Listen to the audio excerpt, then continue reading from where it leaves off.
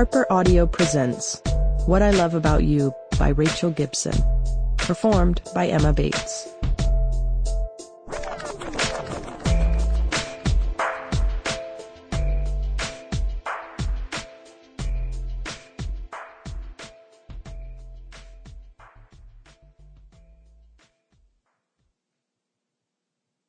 Chapter 1.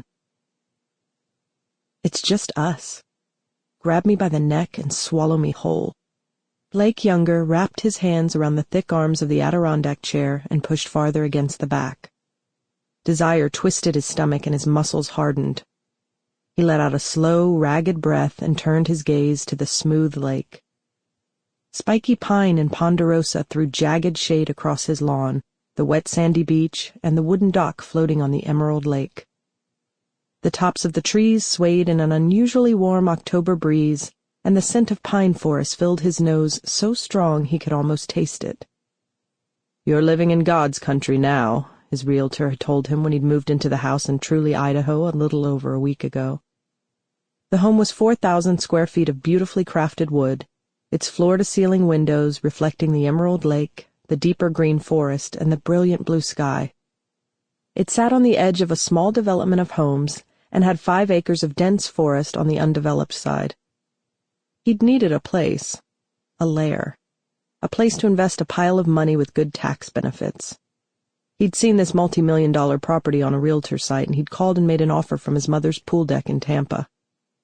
He'd trained for high-altitude winter warfare in some of the most frozen and rugged places in the country, one of his favorites being the Idaho Sawtooth mountain range. Blake could live anywhere in the country, but he'd chosen this property on the edge of the wilderness for 2 reasons. 1, the tax write-offs, and 2, the solitude. The fact that it had a lake in the backyard had sealed the deal. His parents thought he'd been impulsive. His brother understood. If Truly didn't prove to be an anchor, he would untether and move on. "You want me." Want and need. Love and hate clogged his chest and dry throat, and he swallowed past the urge to give in, to just say fuck it and give up. He might be living in God's country, but God wasn't paying much attention to Blake Junger these days. No one will know. Less than a handful of people even knew where he lived, and he liked it that way. From his time spent on rooftops in Iraq, he'd once lived with a $50,000 bounty placed on his head by Al-Qaeda. Blake was certain the bounty had expired years ago, but even if it hadn't, he wasn't worried about terrorists in Idaho. Hell, a lot of U.S. citizens thought Idaho was in the Midwest next to Iowa anyway.